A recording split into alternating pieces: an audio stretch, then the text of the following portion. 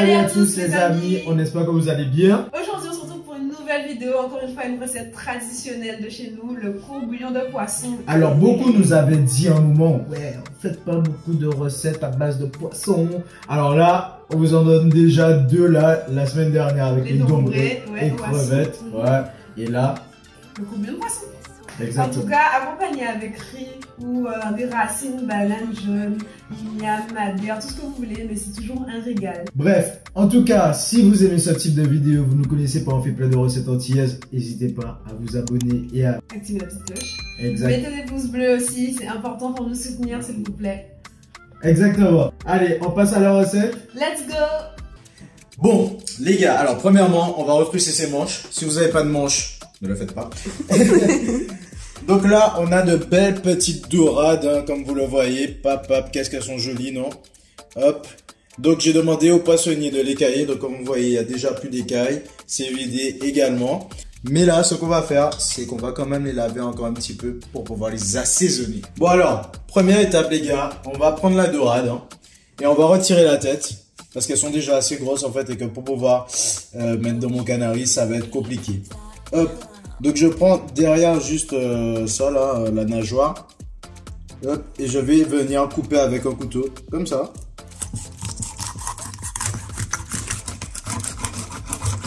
Vous voyez, ça se fait assez facilement. Hein. Hop. Voilà. Comme ça là, on a ça. Hop, on retire ça aussi. Maintenant, une fois qu'on a le poisson comme ça, on va couper une darne. Donc on va mettre une darne... allez, on va dire 5 cm, même pas 4 cm. Hop. Voilà, comme ça. Et ensuite, je vais mettre des deux. Hop là. Voilà. Maintenant, hop, on a une dame, comme vous voyez. Et le côté qu'on va garder comme ça.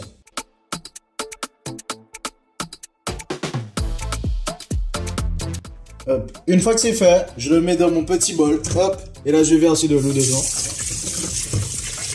On retire. On essaie de retirer tout ça là. Vous voyez, il y a des petits trucs qui restent. On va se munir de 3 citrons verts. Donc avec ces 3 citrons verts, on va tout de suite, hop, d'abord. Je fais ça comme ça un petit peu. C'est pour pouvoir. C'est une petite tactique. Je le roule sur ma planche. C'est pour que le jus puisse se concentrer un peu plus facilement. Hop. Hop. On coupe en 2. En 4. On prend ça et là on va presser le tout et on va surtout frotter contre le poisson. Donc cette étape elle est importante. Pourquoi? Parce qu'en fait le petit côté frais là du poisson, vous voyez ce que je veux vous dire, ça le citron vert va éliminer tout ça et c'est ce qui va donner un bon petit goût au poisson. Vous voyez, citron vert à la base. On essaie de faire sortir tout le jus dedans. Hop. Et ensuite ce qu'on va faire, c'est qu'on va rajouter de l'eau dedans. Dans la préparation, je vais rajouter également un petit peu de vinaigre, hein, l'équivalent d'une petite cuillère à café. Ensuite, je vais rajouter du sel. Donc là, on y va, on va dire l'équivalent vraiment d'une cuillère à soupe là cette fois-ci. Ensuite, je rajoute également un petit peu de poivre. Là, on mélange un petit peu, voilà. Et si vous avez du piment et que vous aimez le piment, bon, Johanna n'aime pas le piment, donc je vais pas en mettre cette fois-ci. Ben, rajoutez également un piment directement dedans. Mais surtout, ne le coupez pas parce que c'est dans les graines qu'il y a justement toute cette puissance. Donc, vous le mettez directement dedans. Si vous avez un piment végétarien, même 2-3, vous le plongez directement. Là, maintenant, avec la préparation, hop, je vais la mettre au frigo et on va attendre minimum 1 à 2 heures. Ou alors, si vous avez le temps, une petite nuit, c'est encore meilleur. Prochaine étape, les amis, ce qu'on va faire, c'est qu'on va prendre des tomates, hop, et on va les couper. Donc, je retire toujours un petit peu la tête, vite fait, pec, comme ça. Et là, on va faire des petits cubes. Donc, vous avez le choix. Vous pouvez également les mixer. Certains préfèrent mixer. D'autres non. Moi, je préfère les faire directement comme ceci. Les couper en carré. Donc, ma petite technique, c'est comme ça.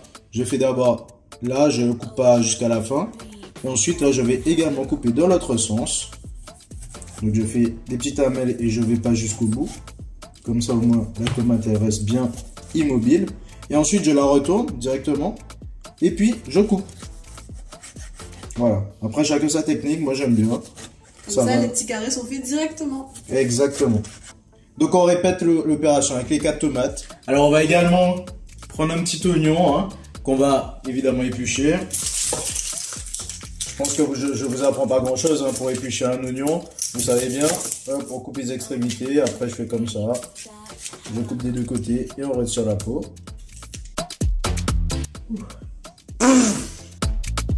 Alors pour commencer, on va prendre un petit peu d'huile, de l'huile d'olive. Hop, j'en mets un petit peu comme ceci.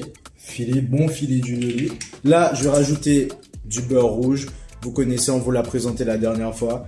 Donc c'est un beurre qui est fait à partir de roucou. Hop, on va mettre 2 cuillères à soupe. Pas trop non plus. Hein. On rajoute maintenant nos oignons. On n'attend pas que ça soit trop chaud, vous connaissez, parce que sinon on pourra pas les laisser revenir pendant trop longtemps, ça va brûler. Hop. On remue. On va laisser revenir tout ça pendant, disons, 5 à 10 minutes. Vous connaissez déjà, hein, le temps que ça ramollisse bien. Au final, après 10-15 minutes, finalement, hein, là, nos oignons, ils ont bien ramolli, vous voyez. Donc, en fait, il faut bien les laisser ramollir. Bon, parce que déjà, moi, vous connaissez, j'aime pas trop les oignons qui sont trop croquants. Et aussi, parce que du coup, comme c'est un courbouillon, ça a très peu mijoté. Et donc, les oignons auront très peu de temps pour pouvoir justement s'intégrer dans la sauce. Là, je vais rajouter tout de suite, hop, un petit peu de bois d'Inde. Vous connaissez, les gars. Le bois d'Inde, c'est une épice que j'aime beaucoup. C'est facultatif, vous faites comme vous voulez, vous mettez pas. Moi, je mets. Hop, je le mets à l'intérieur. Comme ça. Et là, je vais direct rajouter nos tomates qu'on a coupées dedans. Là, on mélange. Sentez un peu les odeurs. Et évidemment, si vous êtes en train de faire la recette, que vous suivez la recette, regardez ça, cette couleur rouge vif. C'est excellent. On assaisonne avec un petit peu de sel.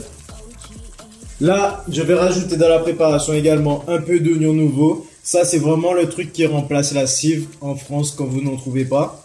Hop. On mélange tout ça.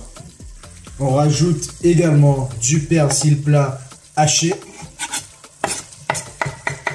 Là, je vais vous donner une petite astuce pour ceux qui ne savent pas comment bien éplucher de l'ail assez facilement. Franchement, c'est très simple. Moi, je la prends la gousse d'ail, comme ceci. Ensuite, je vais venir avec la paume de ma main, comme ça. Je vais prendre mon autre paume de main, je suis plus à l'aise avec celle-ci.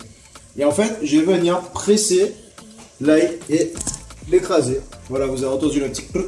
Et ensuite, c'est beaucoup plus simple après de retirer en fait la peau. Voilà. Donc, on va rajouter 3 gousses d'ail épluchées avec ma petite technique. Et on va venir presser tout ça dedans. On rajoute également dans la préparation un peu de thym. Bon, maintenant, après environ 5-10 minutes environ, hop, regardez, les tomates commencent déjà bien, elles sont bien compotées là, regardez-moi ça. Je vais rajouter un petit peu d'eau, on va faire à l'œil. Hein. On va mettre tout juste pour que ça puisse recouvrir un petit peu. Hop, comme ceci. Si vous avez également un petit peu de piment végétarien, n'hésitez pas à en mettre dedans. Hein. Nous, on n'en a plus, on est vraiment assez triste. On est au bout de notre vie, je veux dire. Ouais, vraiment. N'hésitez pas à nous envoyer du piment végétarien. Là, on va récupérer nos poissons. Hop. Et on va les mettre directement dans la préparation. Donc, on met bien, hein. On pousse, clac, comme ça. Hop. Alors, oui, si jamais vous voulez rajouter les têtes, n'hésitez pas. Nous, comme on n'a pas beaucoup de place, comme vous le voyez, dans notre canari, en fait, c'est pour ça qu'on a jeté les têtes directement. Mais si jamais vous pouvez, n'hésitez pas. On met un couvercle par-dessus et ensuite, on laisse ça pendant 3 minutes, les gars. 3 minutes, ni plus, ni moins. Après nos 3 minutes, là, on va venir directement retourner nos poissons. N'hésitez pas à rajouter un petit peu d'eau si besoin. Nous, on va en rajouter encore un petit peu parce que vous voyez, là, on va recouvrir un peu. On va recouvrir le poisson. Hop, plus il y a d'eau et plus il y a de sauce. Oui, il ne faut pas en mettre trop non plus. Hein. Faut pas en mettre trop non plus. Hein. On vient assaisonner encore un petit peu avec un peu de sel. Alors, on va recouvrir encore une autre fois, cette fois-ci une deuxième fois. Mais cette fois-ci, environ 5-10 minutes. Pendant que tout ça cuit, hop, nous on va préparer un petit sriracha. Est-ce que vous savez c'est quoi un sriracha? Dites-nous en commentaire si vous savez qu'est-ce que c'est un sriracha. Je vais mettre dedans un citron vert. Et on va les presser directement dans un bol. On rajoute dedans 3 gousses d'ail. Et ensuite, je rajoute également une bonne cuillère à soupe d'huile d'olive. Et ensuite, on va mélanger tout ça. Donc là, après nos 10 minutes environ, 8-10 minutes, là, on va rajouter du coup le sriracha. Donc ça, c'est vraiment la phase finale, vous voyez. Hop. C'est ça qui fait la différence dans votre courbouillon. Exactement. Ça va être si jamais. Ça, c'est vraiment ce qui va faire si jamais vous avez un bon courbouillon ou un très bon courbouillon. Hop, donc on rajoute ça dedans directement. Ça va bien répartir. Ensuite, on éteint le feu. Et là, on va secouer comme ça. Vous avez bien vu le geste, hein. On secoue comme ça. On mélange pas avec une cuillère ou rien du tout. On mélange comme ça. Ça y est, les amis. Donc là... Moi, j'ai filmé pendant tout le long, donc je pense que j'ai le droit à la dégustation. Hein. Bah, un peu comme d'habitude, quoi. Non, mais là, encore plus que d'habitude, tu vois. Donc nous, on a décidé d'accompagner ce petit courbouillon de poisson de banane, plantain et d'igname. Vous faites comme vous voulez. Généralement, on accompagne ça de racines ou alors de riz blanc. Ou les deux. Bien sûr. Petit focus des familles, comme d'habitude, vous connaissez. Vous connaissez déjà. Bon, il reste plus qu'à goûter, bien sûr, avec un petit peu de sauce. Ah oui, s'il te plaît.